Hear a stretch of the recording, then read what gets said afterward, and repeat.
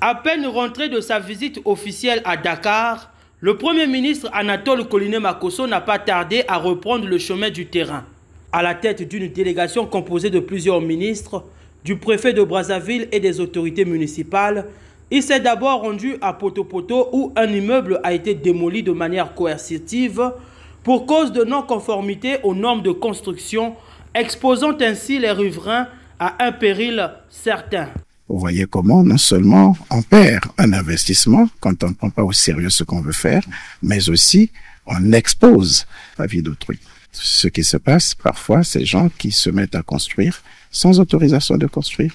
Mais nous pensons que les personnes qui s'engagent dans ce genre d'ouvrage à risque devraient répondre de leurs actes. Dans la continuité de cette descente, le chef du gouvernement s'est rendu auprès des familles récemment frappées par des pluies torrentielles.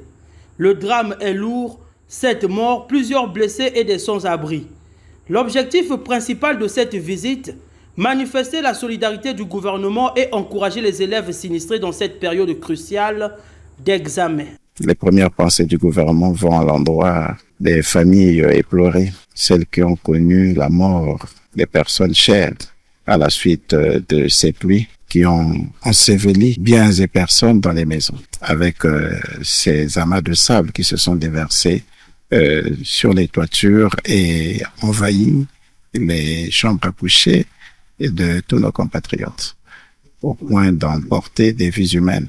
Nous nous inclinons devant la mémoire de toutes ces personnes disparues et témoignons notre solidarité aux familles. Nous pensons aussi à ces élèves. Aller affronter le baccalauréat dans ces conditions, c'est assez difficile, c'est douloureux. Je voudrais que ces enfants reçoivent l'expression de la compassion, de la solidarité du gouvernement. Face à cette situation, le Premier ministre a condamné les constructions qui contribuent à aggraver les conséquences des intempéries. On s'est livrés tous à des risques que nous avons du mal à maîtriser aujourd'hui. C'est des situations que nous traînons depuis des décennies et nous sommes obligés de nous ressaisir, de nous asseoir. Vous nous voyez, nous sommes assistés de nos partenaires au développement.